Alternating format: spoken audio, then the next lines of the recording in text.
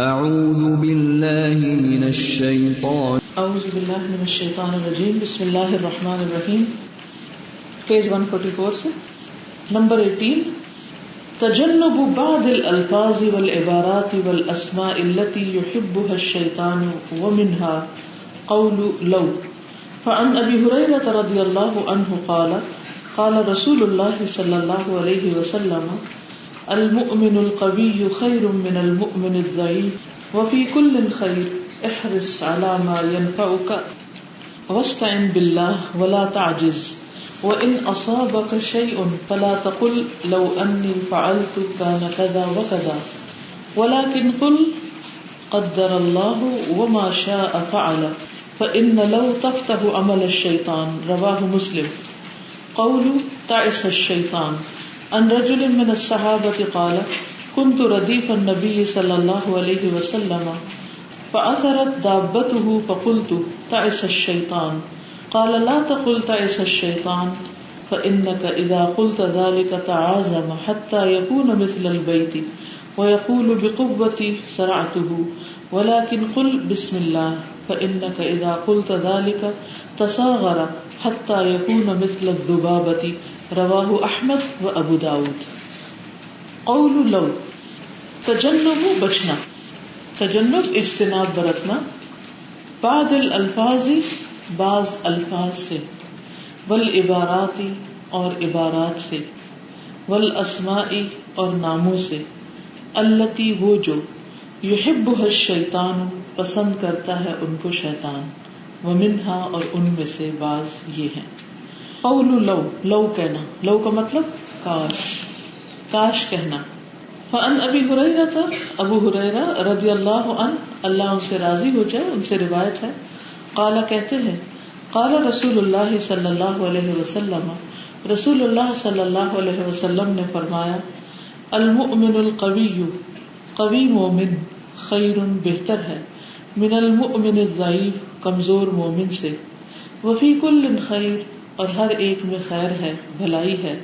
احرص حرص رکھو، علی ما ینفعک اس پر جو تم کو نفع دے، جو چیز تمہیں فائدہ دے اس کے حریص بن جاؤ. واستعن باللہ اور اللہ سے مدد طلب کرو، ایاک نستعین. ولا تعجز اور عاجز مت بنو، ہمت نہ ہارو. وان اصابک اور اگر پہنچے تم کو، شیء کوئی چیز، فلا تقل تو مت کہو، لو انی فعلت کان کذا وکذا اگر میں یہ کرتا تو ہوتا اس طرح اور اس طرح. کاش نہ کہو کہ کاش میں ایسا کرتا تو پھر نتیجہ یوں ہوتا. ولکن قل لیکن کہو، قدر اللہ اللہ نے جو فیصلہ کیا، وما شاء فعل اور جو چاہا وہ کر لیا، یعنی اللہ نے جو مقدر کیا اور جو چاہا اس نے کیا. فإن لو پس بے شک لو کا لفظ یعنی کاش کا لفظ، تفتح عمل الشیطان شیطان کا دروازہ کھول دیتا ہے، یعنی پھر انسان کے اندر صرف حسرتیں ہی حسرتیں رہ جاتی ہیں. مثلا آپ کو ایک اپرچونٹی مل رہی تھی لیکن کسی وجہ سے وہ آپ سے مس ہو گئی، تو وہ جو وجہ بنتی ہے ہم عام طور پر اس پر بہت ریگریٹس کرتے ہیں. مثلا آپ کو کہیں جانا تھا، یہ کورس میں آنا تھا، اور جس نے آپ کے ساتھ آنا تھا اس کا پروگرام چینج ہو گیا، اب آپ بھی نہیں اکیلے آ سکتے تو آپ کا بھی رہ گیا. اب آپ گھر بیٹھے ہیں اور آپ سوچ رہے ہیں کہ کاش وہ میرے ساتھ چلی جاتی تو میں بھی جا سکتی، مثلا کاش ایسا نہ ہوتا. تو جب انسان کاش سوچتا ہے تو دراصل یہ انسان کے لیے دکھ اور تکلیف کا دروازہ کھول دیتا ہے، کیونکہ جو ہونے والی چیز تھی وہ ہو گئی، اب اس کو انڈو نہیں کر سکتے. کاش وہ ایسا کرتا، کاش وہ ایسا نہ کرتا، کاش ایسا ہو جاتا، کاش ایسا نہ ہوتا. نہیں، اللہ سبحانہ وتعالیٰ نے جو تقدیر میں لکھا ہے وہ تو ہو کر رہے گا. جب انسان اس پر افسوس کرنے لگتا ہے تو سوائے حسرتوں کے، پریشانیوں کے، غم کے کچھ حاصل نہیں ہوتا. اور کن جگہوں پہ ہم کاش کرتے ہیں؟ جی جی ہاں، بعض اوقات یہ ہوتا ہے کہ انسان کسی نیک کام سے نکلتا ہے اور راستے میں اس کو نقصان ہو جاتا ہے. ہر ایک کے ساتھ کچھ نہ کچھ ایسا ایکسپیرینس ہوتا ہے، وہ بھی اللہ تعالیٰ کی طرف سے ایک امتحان ہوتا ہے کہ ایک انسان کی استقامت کا امتحان ہوتا ہے کہ کیا پھر بھی انسان یہ کام کرے گا. یا اس کو بدشگونی سمجھ کر اس کام کو چھوڑ دے گا حالانکہ وہ اللہ تعالیٰ کا واضح صریح حکم ہے. مثلا مسجد جاتے ہوئے کوئی حادثہ ہو گیا تو انسان کے کاش میں مسجد نہ جاتا، تو کیا مسجد سبب بنی؟ نہیں، وہ تو ہونا تھا، کیونکہ اللہ تعالیٰ نے انسان کو امتحان میں ڈالا ہے، امتحان ہوں گے. بہت سی چیزیں تقدیر میں ایسی ہیں جو نقصان ہونے ہیں انسان کے تو ہوں گے. تو اس وجہ سے انسان کو اپنا کام نہیں چھوڑ دینا چاہیے. شادی کامیاب نہ ہو تو کہتے ہیں کافی کا رشتہ نہ کیا ہوتا. جی، شادی کامیاب نہ ہو تو ہم کہتے ہیں کاش وہاں رشتہ نہ کیا ہوتا. دین کی طرف آ کر کہتے ہیں کہ کاش مجھے پہلے یہ باتیں پتا ہوتی تو میں آگے بڑھ سکتی یا یہ تو اس کو بھی نہیں کہنا چاہیے، کیونکہ نقصان پتہ کیا ہوتا ہے، انسان پیچھے دیکھنے لگتا ہے. جو لوگ پیچھے دیکھتے رہتے ہیں، صرف پیچھے دیکھتے رہتے ہیں، وہ آگے نہیں بڑھ سکتے. جی، اور لا کا مطلب صرف کاش بھی نہیں ہوتا، اگر بھی ہوتا ہے. اگر کتا نہ ہوتا تو چور آ جاتے، یہ بھی شرک ہو جاتا. تو یہ پھر الفاظ کے ذریعے شیطان بہکا لے جاتا ہے، انسان کے عمل برباد کرواتا ہے. 3 سال پہلے میں نے گھر شفٹ کیا تھا. اس کے 2-3 ہفتوں کے بعد میرے ہسبینڈ اور میرا بڑا بیٹا جو تھا انہیں ڈینگی ہو گیا اور بہت سیویئر ہوا. میرے ہسبینڈ کو تعلیم دین کا کورس بھی کر رہی تھی برانچ سے، تو میں برانچ بھی جاتی رہی اور میرے دل میں یہ خیال آتا تھا کہ کاش میں شفٹ نہ کرتی. تو انہی دنوں اللہ تعالیٰ نے مجھے تھامنا تھا، تو ہمارا سبجیکٹ شروع ہوا اسلامی عقائد، کہ میرا عقیدہ جو خراب ہونے جا رہا تھا الحمدللہ اللہ نے مجھے اس وقت تھام دیا. ان چیزوں سے کوئی فرق نہیں پڑتا، جو ہونا ہے وہ ہونا ہے. اب جو ہو چکا ہے اس کو آپ کیا لوٹا سکتے ہیں، لیکن اگر اس پر بار بار تذکرہ کرتے رہیں گے تو اس سے آپ کا غم تازہ رہے گا اور حاصل کچھ بھی نہیں ہوگا. قول تعس الشیطان، اسی طرح یہ کہنا کہ شیطان برباد ہو. ان رجل من الصحابۃ، صحابہ میں سے ایک شخص کہتے ہیں، قالا کہتے ہیں، کنت میں تھا، ردیف النبی، نبی صلی اللہ علیہ وسلم کے پیچھے سواری میں. ردیف کہتے ہیں سوار کے پیچھے جو ہوتا ہے. فاثرت، تو پھسل گئی، دابتہ، آپ صلی اللہ علیہ وسلم، اونٹنی یا اس کی سواری، یعنی آپ کی سواری جو تھی وہ پھسل گئی، بیٹھ گئی. فقلت، تو میں نے کہا، تعس الشیطان، برباد ہوا شیطان. قال لا تقل، فرمایا نہ تم کہو تعس الشیطان، تعس الشیطان. فإنك، پس بے شک تم، اذا قلت، جب تم کہتے ہو، ذالک، یہ بات، تعاظمت، وہ بڑا بنتا ہے، یعنی اپنے آپ کو بڑی چیز سمجھتا ہے. حتی یکون مثل البیت، یہاں تک کہ وہ ہو جاتا ہے گھر جتنا، یعنی کہ بہت موٹا ہو جاتا ہے، اسٹرانگ ہو جاتا ہے. ویقول، اور کہتا ہے، بقوتی سرعتہ، اپنی قوت کے ساتھ میں نے اس کو پچھاڑا ہے. ولیکن کل، لیکن کہو، بسم اللہ، بسم اللہ، یعنی اگر ایسا ہو جائے، سواری گر جائے، خود پھسل جاؤ، بچہ گر جائے، تو بسم اللہ کہو. فإنک، پس بے شک تم، اذا قلت، جب تم کہتے ہو، ذالک، یہ بات، تصاغر، تو وہ چھوٹا ہو جاتا ہے، حتی یکون، یہاں تک کہ ہو جاتا ہے، مثل الذبابۃ، مکھی کی طرح، یعنی اللہ کا نام لیتے ہی وہ ختم ہونے لگتا ہے. عام طور پر کسی بھی چیز کے ساتھ ہمارا طرز عمل یہی ہوتا ہے، اگر ہمیں اس سے نقصان پہنچے تو ہم فوراً گالی گلوچ پہ آ جاتے ہیں، تو برا بھلا کہنے لگتے ہیں، اسے بد دعائیں دینے لگتے ہیں. تو جب ہم برے لفظ منہ سے نکالتے ہیں تو نقصان کس کا ہوتا ہے؟ اپنا ہی ہوتا ہے، اور شیطان خوش ہو جاتا ہے، اور شیطان یہ سمجھتا ہے کہ میں اپنے مقصد میں کامیاب ہو گیا، وہ بھول جاتا ہے. ٹھیک ہے، تو اس وقت بھی انسان کو اللہ کا نام لینا چاہیے، شیطان کا نہیں. اسم الاجدع. عن مسروق قال لقيت عمر رضي الله عنه فقال من انت؟ قال مسروق بن اجدع. قال سمعت رسول الله صلى الله عليه وسلم يقول الاجدع شیطان. اسم الاجدع، اجدع کہتے ہیں ناک کان کٹے کو، نام رکھنا اجدع. مسروق سے روایت ہے، کہتے ہیں کہ میں ملا عمر رضی اللہ عنہ کو، فقال، تو آپ نے فرمایا، من انت، تم کون ہو؟ قال مسروق بن اجدع، کہا مسروق بن اجدع نام ہے. قال سمعت رسول اللہ صلی اللہ علیہ وسلم، کہتے ہیں کہ میں نے سنا ہے نبی صلی اللہ علیہ وسلم سے یہ فرماتے ہوئے، الاجدع شیطان، اجدع جو ہے وہ شیطان کا نام ہے. رواہ داؤد ضعفہ الالبانی. ابو داؤد نے اس کو روایت کیا، لیکن البانی نے اس حدیث کو ضعیف کہا ہے. ٹھیک ہے. تو بیسیکلی شیطان کو گالی نہیں دینی چاہیے، کیونکہ رسول اللہ صلی اللہ علیہ وسلم نے فرمایا شیطان کو برا بلا مت کہو اور اس کے شر سے اللہ کی پناہ طلب کرو. کتنی زبردست تعلیم ہے یہ. جب ہم بدزبانی کرتے ہیں، کسی کے بھی خلاف بولتے ہیں، شیطان سے بڑا کوئی دشمن ہے؟ اس کو بھی اپنے الفاظ میں برا مت کہو. کیوں؟ آپ کے منہ سے وہ لفظ نکل رہا ہے نا، آپ کا منہ گندا ہو رہا ہے. جب آپ کسی کو بھی گالی دیتے ہیں، کسی کو بھی برا بھلا کہتے ہیں، کسی کے بھی خلاف بدزبانی کرتے ہیں، اس کے تو کان بھی بعض اوقات نہیں سنتے، اس کو تو خبر بھی نہیں ہوتی، لیکن آپ خود اپنے آپ کو آلودہ کر چکے ہوتے ہیں. آپ کے خلاف عمل لکھا جا چکا ہوتا ہے، یعنی آپ کی زبان گندی ہو چکی ہوتی ہے، آپ کا اخلاق گندا ہو چکا ہوتا ہے، آپ اللہ کی نگاہ میں گر چکے ہوتے ہیں. اس کے برعکس اس وقت بھی برا لفظ منہ سے نکالنے کے بجائے کیا کرو؟ اچھا لفظ منہ سے نکالو، بسم اللہ کہو. اس سے زیادہ کوئی مثبت تعلیم ہوگی کہیں کہ دشمن کو بھی کچھ بولتے وقت اپنی زبان سنبھالو. تو کہاں سے جواز ملتا ہے کہ ہم اپنے بچوں کو بد دعائیں دیں، یا اپنے بہن بھائیوں یا اپنے دوستوں کے بارے میں غیبت کر کے یا کوئی برے الفاظ یا القاب استعمال کریں. اب یہ حدیث تو ضعیف ہے، اجزا کہنے کی کن کٹا نک کٹا، لیکن اگر اس کو ایک قول کے طور پر بھی لیا جائے تو آپ دیکھیے کہ کسی کو بھی ایسے خطاب دینا یا ایسے القاب دینا یہ بھی ناپسندیدہ ہے. تو اسلام انسان کو کتنا مہذب بنا دیتا ہے، کتنا مہذب. جیسے رمی کرتے ہیں تو لوگ وہاں پر جوتے مار رہے ہوتے ہیں اور برے برے لفظ منہ سے نکال رہے ہوتے ہیں، حالانکہ اس وقت کیا کہنے کا حکم ہے؟ اللہ اکبر، بسم اللہ، اللہ اکبر، اللہ کا نام لینا، اللہ کی بڑائی بیان کرنا. بجائے اس کے کہ شیطان کو برا بلا اس وقت کہا جائے، کیوں نہ اس کے بجائے اس وقت اچھے الفاظ منہ سے نکالے جائیں تاکہ ہماری زندگی کا وہ وقت بھی ایک اچھے کام میں گزرے. اگر آپ شیطان کو ہرانا ہی چاہتے ہیں اور اپنی دشمنی کا اظہار کرنا چاہتے ہیں تو وہ کام کریں جو اس کو پسند ہے. لمبے سجدے کریں، کثرت سے ذکر کریں، وہ تمام کام جن کے بارے میں ہمیں تعلیم دی گئی اور اس کتاب میں آپ پڑھ چکے ہیں.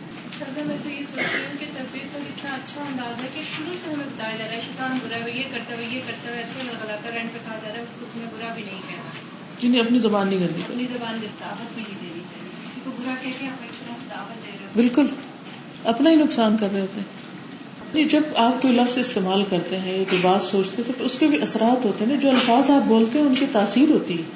اچھے بولتے ہیں تو اچھی تاثیر ہوتی ہے، برے بولتے ہیں تو بری تاثیر ہوتی ہے. سب سے پہلے تو آپ کے اپنے کان سنتے ہیں اور آپ کی اپنی زبان سے بھی چیز نکل رہی ہوتی ہے. مثلاً اگر میں آپ کو کہوں کہ پنک ہاتھی کے بارے میں نہ سوچیں، تو کوئی ہے جو سوچنے سے رہے؟ لازمی سوچے گا. تو ایسے الفاظ نہ استعمال کرو کہ جس سے دوسرے کے کان کھڑے ہو جائیں اور اس کی سوچ کہیں سے کہیں چلی جائے. نمبر 19، تيقن ضعف الشيطان. ينبغي على العبد أن يوقن بضعف كيد الشيطان لأن الله تعالى يقول فقاتلوا أولياء الشيطان إن كيد الشيطان كان ضعيفا وليتذكر كيف أن الشيطان يخشى من عباد الله المؤمنين.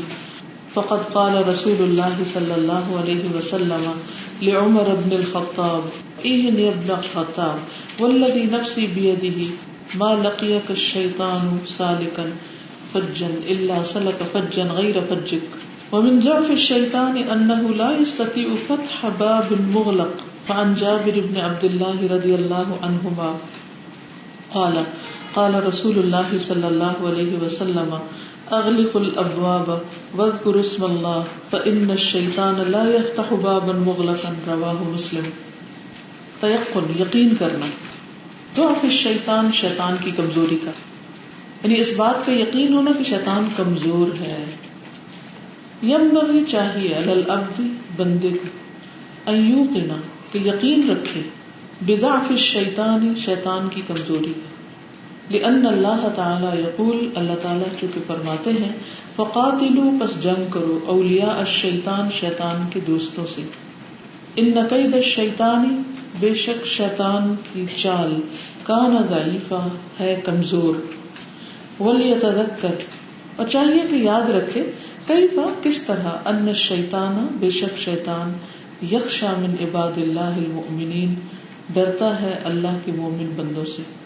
فقد قال رسول اللہ صلی اللہ علیہ وسلم، پس تحقیق فرمایا رسول اللہ صلی اللہ علیہ وسلم نے لعمر بن الخطاب، عمر بن خطاب سے، اے ابن الخطاب، اے ابن الخطاب، اے خطاب کے بیٹے، والذی نفسی بیدہ، قسم ہے اس ذات کی جس کے ہاتھ میں میری جان ہے، ما لقیک الشیطان سالکا، نہیں ملا تجھ کو شیطان چلتے ہوئے، فجن کسی راستے پر، الا سلکا مگر یہ کہ وہ چلا، فجن غیر فجک تیرے راستے کے علاوہ دوسرے راستے پر، یعنی جس راستے پہ تو ہوتا ہے وہ اگر سامنے سے آ جائے تو اس کو چھوڑ کے دوسری طرف چلا جاتا، راستہ ہی بدل دیتا ہے۔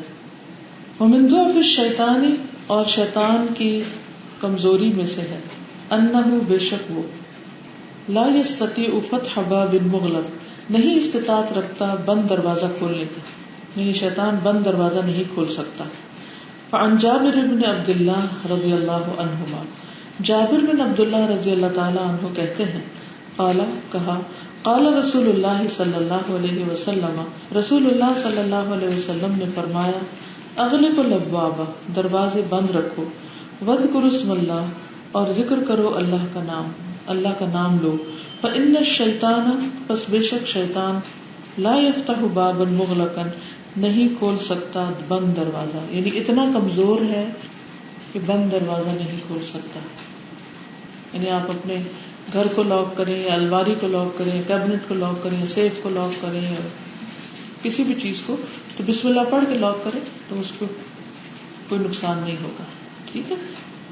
تو شیطان دراصل کمزور ہے، وہ غالب اس وقت آتا ہے جب ہم کمزور پڑتے ہیں، وہ ہماری ویکنیسز کے ذریعے ہم پر حاوی ہوتا ہے، اور ان ویکنیسز میں کیا ہے؟ غصے کو کنٹرول نہ رکھنا، زبان کنٹرول نہ کرنا، بھوک کنٹرول نہ کرنا، اور اپنی جذبات اور خواہشات پہ کنٹرول نہ رکھنا۔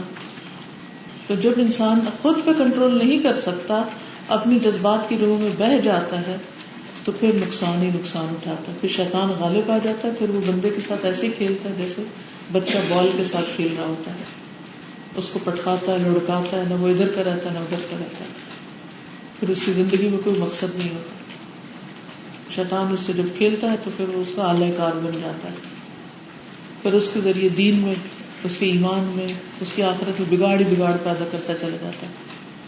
کچھ کہنا چاہتے؟ جی۔ موسٹلی ایسا ہوتا ہے کہ جب ہم بہت یہاں کو کنٹرول بھی کر رہے ہوتے ہیں لیکن سڈنلی کوئی ہمیں غصہ دلا دیتا ہے کسی بات پہ، بس جب غصہ آئے ہر دفعہ اپنے غصے کو انالائز کریں کہ کیوں آیا اور کیا کیا میں نے اور آئندہ کیا کرنا میں نے۔ جب تک ہم اپنا خود محاسبہ نہیں کریں گے نا تو اس سے نہیں نکل سکتے۔ پھر اللہ سے مدد مانگے، اللہ تعالیٰ آپ مجھے طاقت دیں، میں تو کمزور ہوں۔ اللہ کے نام سے آپ طاقتور ہو جائیں گے اور آپ پا لیں گے قابو انشاءاللہ۔ جب بھی ناجائز بات آپ کر جائیں نا، خود کو ملامت کریں، خود کو ملامت کرنا سیکھ لیں، تو اگلی دفعہ خود کو ملامت کرنے سے بچنے کے لیے پھر اور محتاط ہو جائیں۔ زیادہ تر ہمارا غصہ اپنے سے کمزور لوگوں پہ ہوتا ہے۔ مرد کا غصہ کس پہ ہوتا ہے؟ بیوی پہ۔ عورت کا غصہ کس پہ ہوتا ہے؟ بچوں پہ، اور ایون بچوں کا پھر سرونٹس پہ، ان کو وہ اپنے مقابلے میں کمزور نظر آتے ہیں۔ تو ہر کوئی جب وہ اپنے سے چھوٹے سے معاملہ کرے تو اپنے آپ کو ضرور چیک کرے کہ وہ کہاں کھڑا ہے، کہ وہ کیا کر رہا ہے، کیسے پیش آ رہا ہے، کیونکہ وَجَعَلْنَا بَعْضَكُمْ لِبَعْضٍ فِتْنَةً، جب غصہ آنے لگے بس روک لیں، پکڑ لیں، اپنی باگیں کھینچ لیں، اور اگر نکل جائے کچھ منہ سے یا کر بیٹھے تو پھر اس کے بعد خود کو ملامت کریں۔ جنت حاصل کرنا آسان نہیں ہے کہ ہم اپنی خواہشات کو بے لگام چھوڑ دیں، اپنی زبان کو بے لگام چھوڑ دیں اور اس کے بعد پھر ہم اللہ کے محبوب بندوں میں سے شامل ہو جائیں۔ امپاسبل۔ اور توبہ نام ہی اسی کا ہے، پلٹ پلٹ کے واپس آنا۔ تو پلٹنا کس چیز پر؟ کہ اپنے آپ کو انالائز کرنے کہ کیا یہ تو غلط کیا۔ چلیے آگے چلتے ہیں۔ حرز من الشیطان، عن ابی ہریرہ رضی اللہ عنہ عن النبی صلی اللہ علیہ وسلم قال من قال لا الہ الا اللہ وحدہ لا شریک لہ لہ الملک ولہ الحمد وہو علی کل شیء قدیر فی یوم 100 مرہ كانت له عدل 10 رقاب وكتبت له 100 حسنة ومحيت عنه 100 سيئة وكانت له حرزا من الشيطان يومه ذلك حتى يمسي وَلَمْ يَأْتِ أَحَدٌ أَفْضَلَ مِمَّا جَاءَ بِهِ إِلَّا أَحَدٌ عَمِلَ أَكْثَرَ مِنْ ذَلِكَ متفق علیہ۔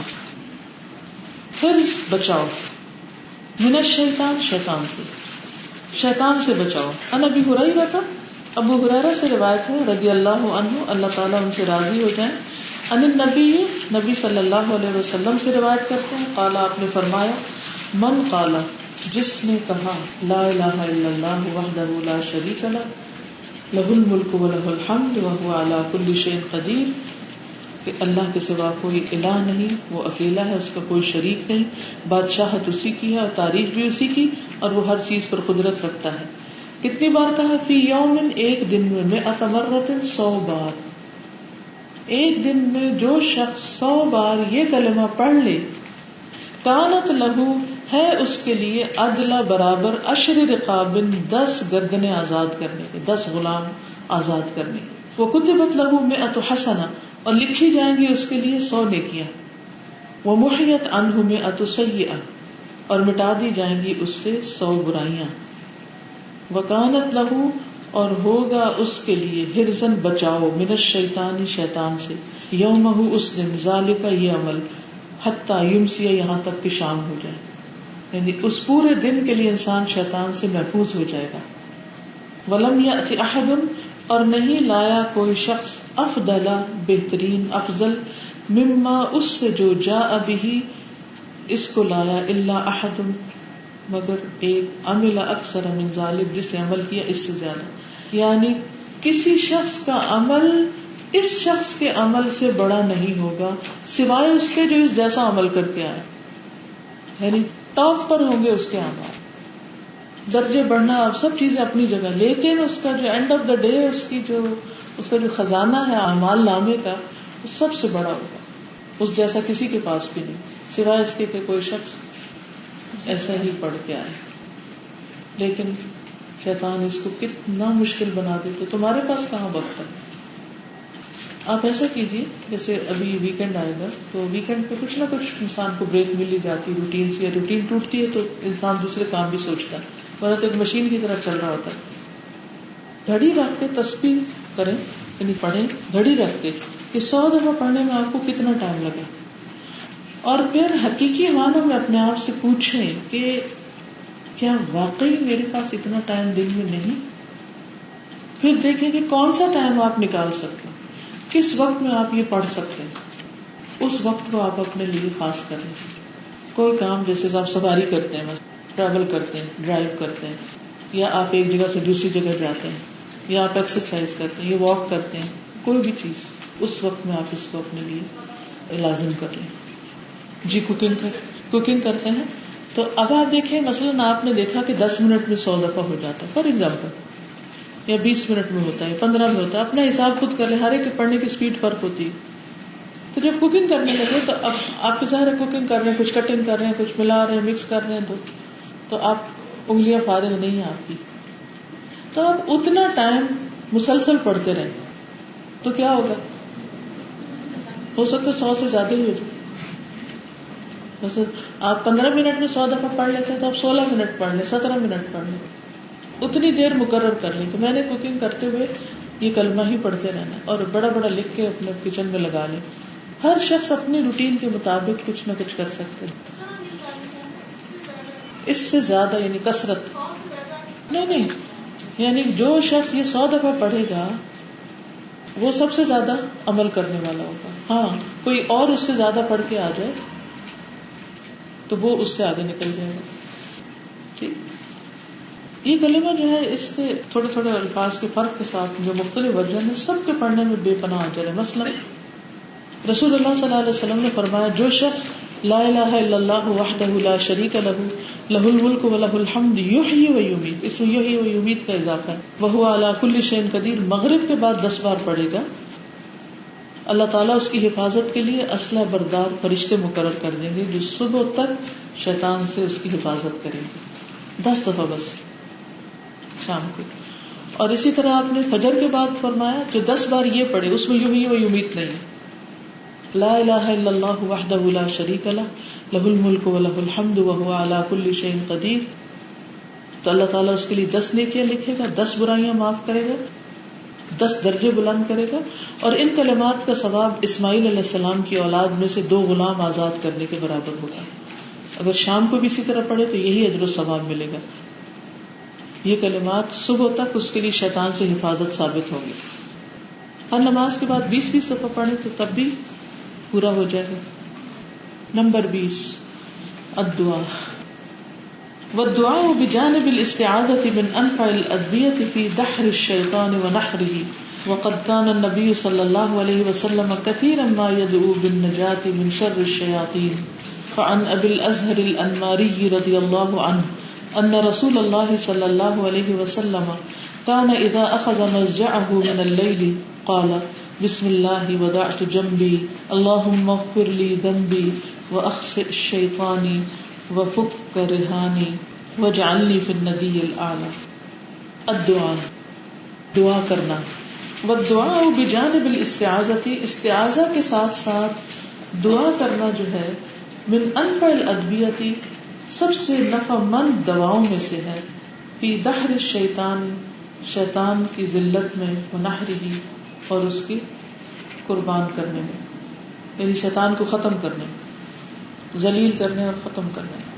وقد کان النبی صلی اللہ علیہ وسلم، اور نبی صلی اللہ علیہ وسلم کثیرا ما یدعو، بہت کثرت سے دعا کرتے تھے، بالنجاۃ من شر الشیاطین، شیاطین کے شر سے نجات پانے کی. وعن ابی الازہر الانماری، ابو ازہر انماری سے روایت ہے رضی اللہ عنہ، اللہ ان سے راضی ہو جائے، ان رسول اللہ صلی اللہ علیہ وسلم، کہ بے شک رسول اللہ صلی اللہ علیہ وسلم کانا تھے، اذا اخذ مضجعہ، جب پکڑتے اپنا بستر یعنی لیٹتے بستر پر، من اللیل، رات کے وقت، قال فرماتے بسم اللہ، اللہ کے نام کے ساتھ، وضعت جنبی، میں نے اپنا پہلو رکھا، اللہم اغفر لی ذنبی، اے اللہ میرے گناہ بخش دے، واخسئ شیطانی، اور دور کر دے میرے شیطان کو، وفک رہانی، اور آزاد کر دے میری گردن کو یعنی جہنم سے، وجعلنی فی الندی الاعلی، اور کر دے مجھے اعلی مجلس میں. تو اس میں بھی واخسئ شیطانی، اور ایک اور روایت میں تھا واخسئ شیطانی، دونوں کا معنی ایک ہی ہے کہ اللہ تعالیٰ میرے شیطان کو مجھ سے دور کر دے، اس کو مجھ سے ہٹا دے. یعنی سوتے وقت بھی آپ دعا کریں. یعنی بہت سی دعاؤں میں شیطان سے بچنے کی دعائیں ہیں اور بہت سے مقامات پر.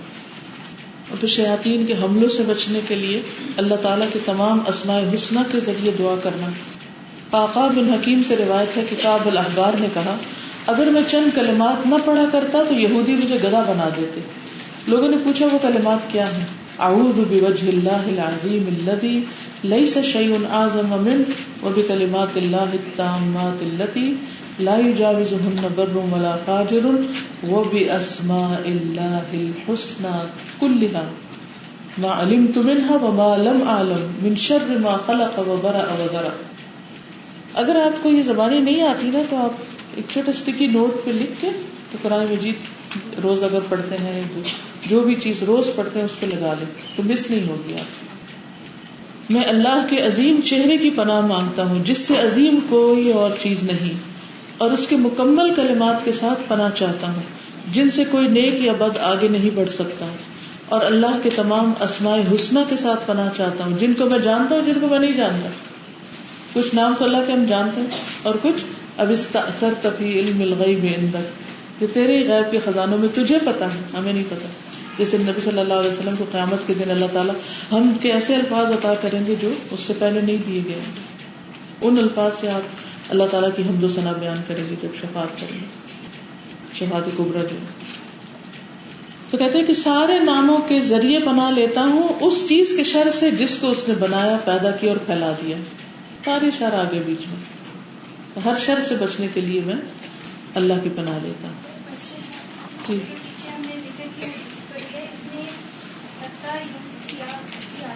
جی شام تک شام کو دوبارہ 100 بار پڑھنا ہے. جی دوبارہ پڑھ لیں صبح سے شام تک. تسبیح کو 100 تک کمپلیٹ یعنی بغیر پوری کرنا چاہیے یا کر سکتے ہیں. اچھا تو یہ ہے کہ اکٹھا ہو جائے، اگر نہیں تو جس طرح سہولت ہو. کوئی اس میں ہمیں ایسے حکم نہیں ملتا کہ بیچ میں بولنا نہیں. یہ عام طور پہ لوگوں کی لگائی ہوئی شرطیں ہوتی ہیں اور اس میں پھر ہم اتنا دوسروں کو زج کرتے ہیں کہ کوئی آ کے بات کرے تو ہم کہتے ہیں چپ، کچھ نہ پوچھو. اب وہ گھر والے بچے اور سب پریشان ہو جاتے ہیں کہ ایسی صورت میں کوئی منع جب نہیں کیا گیا تو آپ روک کے بات کر کے پھر اپنا شروع کر دیں.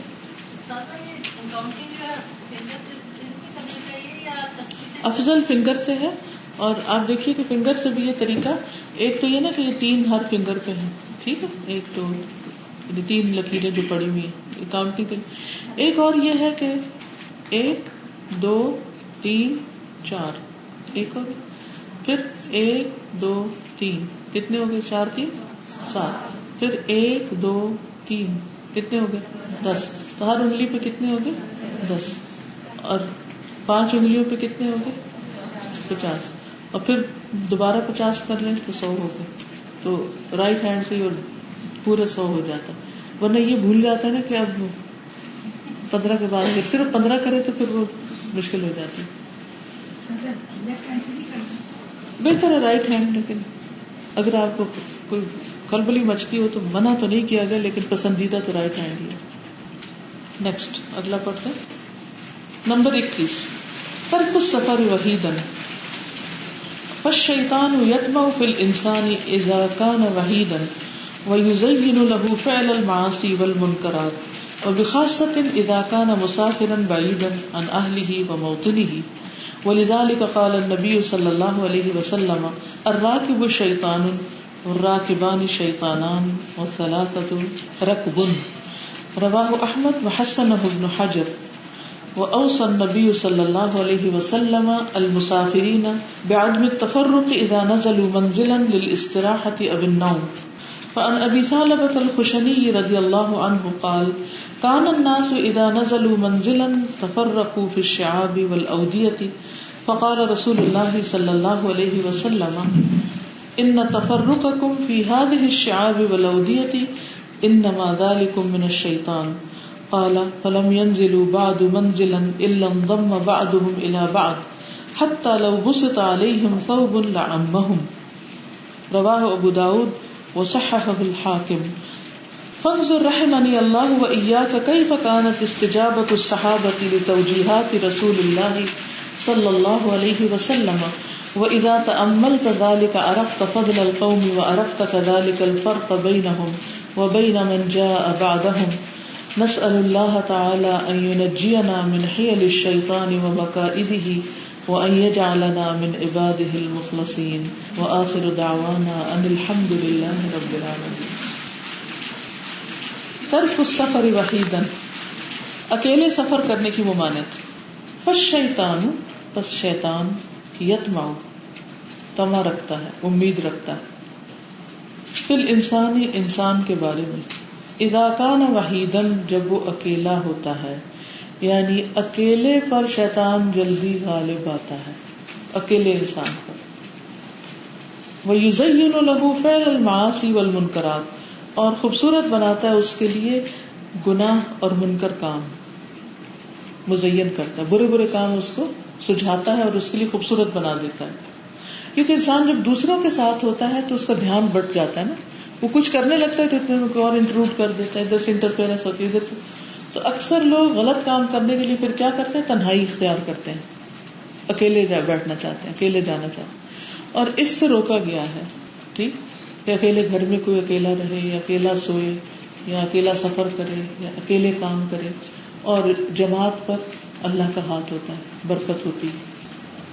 وَبِخَاصَّةٍ، اور خاص طور پر، اِذَا كَانَ مُسَافِرًا بَعِيدًا، جب وہ مسافر ہو دور کا، بہت دور اس کو جانا ہو تو اکیلے نہ جائے. عن اہلہ و موطنہ، اپنے گھر والوں اور وطن سے، یعنی بالکل آل الون دیار غیر میں اور اجنبیت کی زندگی میں انسان نہ قدم رکھے. اس کی کیا وجہ ہے؟ کیونکہ اگر انسان فوت ہو جائے تو اس کو غسل کون دے گا؟ ہو سکتا ہے کسی نان مسلم کنٹری میں ہو، یا اس کا جنازہ کون پڑے گا، یا اس کے مال کی حفاظت کون کرے گا؟ یعنی وہ جو کچھ اس کا مال متا، اس کی ارننگ ہوگی، وہ ساری دوسرے لوگ لے جائیں گے. پھر اسی طرح اگر اسے کچھ وصیت کرنی ہے وہ اس کے لیے مشکل ہوگی. اسی لیے آپ صلی اللہ علیہ وسلم نے کیا فرمایا؟ الراکب شیطان، ایک سوار شیطان ہے. والراکبان شیطانان، اور دو سوار دو شیطان، اور والثلاثۃ رکب، اور تین قافلہ ہیں، یعنی تین لوگ پھر مل کے قافلہ بن جاتے ہیں، یعنی سفر میں کم از کم تین لوگ ہونے چاہیے، خصوصاً اگر ایسی جگہ انسان جا رہا ہو کہ جو بہت ہی ویران اور تنہا علاقہ ہو، ورنہ اگر بس میں بیٹھا ہوا ہے یا جہاز میں بیٹھا ہوا ہے یا کسی ایسی سواری پر ہے جہاں بہت سارے اور لوگ ہیں تو پھر وہ اس میں اکیلا نہیں ہوتا، کیونکہ ہر وقت ممکن نہیں ہوتا کہ بہت سارے لوگ آپ کے ساتھ جا رہے ہیں. لیکن ایسی جگہ جا رہے ہیں آپ جہاں پر آپ جو گھر سے دور ہے، جہاں خطرات ہیں، تو وہاں اکیلے نہیں جانا چاہیے. اور خصوصاً اس دور میں آپ دیکھیں کہ لوگ جنگلوں سے، صحراؤں سے دن کو رات کو گزرتے تھے اور بعض اوقات بالکل تنہا وہ سفر کر رہے ہوتے تھے، تو اس میں کئی قسم کے خطرات ہوتے. یعنی یہ انسان کی اپنی ڈسکریشن پر ہے کہ کون سا سفر ایسا ہے کہ جس میں وہ اپنے ساتھ دوسروں کو لے کر چلے. خصوصاً اگر آپ کی ہیلتھ کنڈیشن ایسی ہے یا آپ کو زبان نہیں آتی یا آپ کے لیے بالکل انوکھی نئی جگہ ہے، اور یہ عورتوں کے لیے نہیں مردوں کے لیے بھی ہے، یعنی یہ حکم جو راکب کی بات کی جا رہی ہے یہ سب کے لیے. اور اس سلسلے میں ایک اور حدیث بھی آتی ہے. عبداللہ بن عباس کہتے ہیں کہ ایک آدمی خیبر سے نکلا، دو آدمی اس کے پیچھے چل پڑے، اکیلا نکلا، دو پیچھے لگ گئے، اور ایک ان دونوں کے پیچھے. تو کیسے وہ 1 2 and 1، ایک آگے جا رہا ہے، پھر اس کے پیچھے دو ہیں اور اس کے پیچھے ایک اور. تو یہ جو آخری آدمی تھا جو سب سے بعد میں نکلا اکیلا، وہ دو کو جا ملا اور ان سے کہتا رہا کہ واپس آ جاؤ، واپس آ جاؤ، مت جاؤ، اور ان کو واپس لے آیا. پھر پہلے کو جا ملا اور اس سے کہا کہ یہ دو شیطان تھے، میں ان کو پھسلا رہا تھا اور ان کو واپس کرا دیا. تو جب تم رسول اللہ صلی اللہ علیہ وسلم کے پاس پہنچو تو ان کو میرا سلام دینا اور ان کو بتانا کہ میں ادھر زکوٰۃ جمع کر رہا ہوں، اگر وہ ان کے لیے مناسب ہے تو ہم ان کی طرف بھیج دیں گے. جب وہ پہلا آدمی نبی صلی اللہ علیہ وسلم کے پاس پہنچا اور اس نے سارا واقعہ بیان کیا تو اس وقت آپ نے تنہا سفر کرنے سے منع کر دیا، کیونکہ اگر یہ شیطان اس کے پیچھے لگ جاتے، راستے میں اس کو لوٹ دیتے، مار دیتے، قتل کر دیتے، کچھ بھی کر دیتے. وہ اگلا جو تھا وہ مسلمان تھا اور پیچھے والے دو شیطان تھے. شیطان سے مراد انسانی شیطان ہو سکتے ہیں، شریر لوگ. اور چوتھا جو تھا وہ مسلمان تھا اور زکوٰۃ کلیکٹر تھا. اس نے اس کی حفاظت کے لیے ان دو کو پلٹوایا اور پھر میسج بھی دے کے بھیجا. تو نبی صلی اللہ علیہ وسلم نے پھر اکیلے سفر کرنے سے روک لیا. اب خیبر اور مدینہ کتنا دور ہے، بہت فاصلہ، اور اس میں صرف نہیں کہ ایک دن میں انسان پہنچ جاتا ہے یا دن میں پہنچ سکتا ہے، دن اور رات اس میں آتے ہیں. اور بعض اوقات تنہا ہونے کی وجہ سے راستے میں جنگلی جانور یا ایسی چیزیں ہو سکتی ہیں کہ جس سے انسان کی جان، مال، عزت کو خطرہ. شریعت نے جتنی بھی چیزوں کے ڈوز اینڈ ڈونٹس کا حکم دیا ہے اس میں دراصل انسان کو پروٹیکٹ کیا ہے، اس کی عزت کو، اس کے حسب نسب کو، اس کی مال کو. تو ساری چیزیں دراصل ہمارے ہی فائدے کی جو مقاصد شریعت ہے، آپ سب کو معلوم ہے. اس کے علاوہ وَأَوْصَى النَّبِيُّ صلی اللہ علیہ وسلم، نبی صلی اللہ علیہ وسلم نے وصیت کی المسافرین، مسافروں کو بعدم التفرق، بکھرنے سے، عدم تفرق سے، یعنی ادھر ادھر نہ بکھر جائیں، کوئی کہیں چلا جائے کوئی کہیں چلا جائے. اذا نزلوا منزلا، جب وہ کسی جگہ پر اترے، للاستراحت، آرام کے لیے، اب النوم، یا سونے کے لیے. یعنی جیسے قافلہ چل رہا ہے اور جا کے کہیں پڑاؤ ڈالا ہے تو سارے لوگ اکیلے اکیلے ادھر ادھر نہ چلے جائیں بلکہ اکٹھے رہیں. فعن ابی ثعلبۃ الخشنی، ابو ثعلبہ خشنی رضی اللہ عنہ سے روایت ہے، قال کہتے ہیں، کان الناس، کہ تھے لوگ، اذا نزلوا منزلا، جب کسی جگہ پر اترتے، تفرقوا فی الشعاب، تو پھیل جاتے وادیوں میں، گھاٹیوں میں. شعاب گھاٹیاں اور اودیہ وادیاں، گھاٹیوں وادیوں میں بکھر جاتے. فقال رسول اللہ صلی اللہ علیہ وسلم، تو رسول اللہ صلی اللہ علیہ وسلم نے فرمایا، ان تفرقکم، بے شک تمہارا بکھرنا، فی هذه الشعاب، ان گھاٹیوں، والاودیۃ، اور وادیوں میں، انما ذلکم من الشیطان، بے شک شیطان کی طرف سے. قال، کہتے ہیں، فلم ينزلوا، تو نہ اترے، بعد، اس کے بعد، منزلا، کسی منزل پر. یعنی جب آپ نے ایک دفعہ یہ بات کہہ دی تو پھر صحابہ نے کیا کیا، کبھی ایسا نہیں کیا کہ وہ اترے کسی منزل پر، الا، مگر، ان ضم، کٹھا ہو جاتا، ضم ہو جاتا، قریب آ جاتا، بعضهم الى بعض، ان میں سے بعض کے، یعنی اتر کے بھی ایک دوسرے کے ساتھ جڑے رہتے. حتی لو بسط، یہاں تک کہ اگر پھیلا دی جاتی علیہم ان پر ثوب کوئی چادر لعمہم تو ان سب کو سمیٹ لیتی. یعنی اتنے قریب ہوتے تھے کہ ایک ہی چادر سب کے اوپر کافی ہو جاتی. فانظر، بس دیکھو، رحمنی اللہ، اللہ مجھ پہ بھی رحم کرے، وإیاک، اور تجھ پر بھی. کیف کانت، کس طرح تھی، استجابت، قبولیت، الصحابہ، صحابہ کی، لتوجیہات رسول اللہ صلی اللہ علیہ وسلم، نبی صلی اللہ علیہ وسلم کی تعلیمات کے لیے. یعنی نبی صلی اللہ علیہ وسلم جب کوئی توجیہ فرماتے، کسی چیز کی طرف اشارہ فرماتے یا کوئی حکم دیتے تو صحابہ کتنی جلدی اس کو قبول کرتے تھے. وَإِذَا تَأَمَّلْتَ، اور جب تم غور کرو، ذَلِكَ، اس پر، عرفت، تم جان لو گے، فضل القوم، اس قوم کی فضیلت. یعنی صحابہ کے اس طرز عمل پر اگر تم غور کرو تو صحابہ کی جو فضیلت ہے کہ اللہ ان سے راضی ہو گیا، اس کو تم سمجھ جاؤ گے. وَعَرَفْتَ كَذَلِكَ الْفَرْقَ بَيْنَهُمْ، اور تم پہچان لو گے اسی طرح ان کے درمیان فرق کو. وَبَيْنَ مَنْ جَاءَ بَعْدَهُمْ، اور ان کے درمیان جو ان کے بعد ہے. یعنی صحابہ اور بعد میں آنے والوں کا فرق تمہیں پتہ چل جائے گا، ڈفرنس معلوم ہو جائے گا کہ وہ کیسے تھے اور تم کیسے ہو. علامہ اقبال نے ایک نظم میں اس فرق کو بہت اچھی طرح واضح کیا ہے، جس کے آخر میں آتا ہے نا، تم ثابت و سیارہ، تم ایک جگہ جڑ کے بیٹھے ہوئے اور وہ اللہ کے راستے میں نکلنے والے لوگ تھے. بہت زبردست پوئم ہے، جب بھی میں اس کو سنتی ہوں تو میں روئے بغیر نہیں رہ سکتی. یعنی صحابہ کی اور اسلاف کی ایسی تعریف کی گئی ہے. خطاب با جوانان اسلام، کہ آج کے نوجوان اور یوتھ کیا کر رہی ہے اور اس دور میں صحابہ نے کس طرح زندگیاں بسر کی تھی. نسأل اللہ تعالی، ہم اللہ تعالیٰ سے سوال کرتے ہیں، ان ینجینا، کہ بچائے ہم کو، من حیل الشیطان، شیطان کے ہیلوں سے، ومکائدہ، اور اس کی چالوں سے، وان یجعلنا، اور یہ کہ بنا دے ہمیں، من عبادہ المخلصین، اپنے چنے ہوئے بندوں میں سے، ان میں ہمیں شامل کر لے. وآخر دعوانا ان الحمد للہ رب العالمین، اور آخری بات ہماری یہ ہے کہ سب تعریف اللہ رب العالمین کے لیے ہے. چند چیزیں شیطانی چالوں سے بچنے کے لیے جو احادیث سے پتہ چلتی ہیں، ان میں سے ایک ہے کہ شیطانی جگہوں کو چھوڑ دے انسان. ابو ہریرہ کہتے ہیں ایک مرتبہ ہم نبی صلی اللہ علیہ وسلم کے ساتھ رات کے آخری حصے میں اترے اور ہم میں سے کوئی بھی بیدار نہیں ہوا یہاں تک کہ سورج نکل آیا، یعنی کوئی بھی نہیں اٹھ سکا فجر کے لیے. پھر رسول اللہ صلی اللہ علیہ وسلم نے فرمایا کہ ہر آدمی اپنی سواری کی لگام پکڑے اور یہاں سے چل پڑے، کیونکہ اس جگہ میں شیطان حاضر ہو گیا. یعنی جہاں جا کر انسان اللہ کی اطاعت نہ کر سکے وہاں سے کیا کرے، جہاں اللہ کی نافرمانیاں ہو رہی ہوں اس جگہ کو چھوڑ دے. وہ کہتے ہیں جہاں اللہ کی اطاعت پر انسان قادر نہ ہو سکے تو پھر ہجرت کر لے. وہ کہتے ہیں کہ پھر ہم نے ایسا ہی کیا، پھر آگے پہنچ کر آپ نے پانی منگوایا، وضو کیا اور 2 رکعتیں پڑھی، پھر نماز کی اقامت کی گئی، پھر آپ نے فجر کی نماز پڑھائی. یعنی زمین پہ نماز بھی نہیں پڑھی آپ نے. پھر صدقہ کرنا، نبی صلی اللہ علیہ وسلم نے فرمایا جب آدمی اپنا صدقہ نکالتا ہے تو 70 شیطانوں کے جبڑے توڑ کر صدقہ کرتا ہے.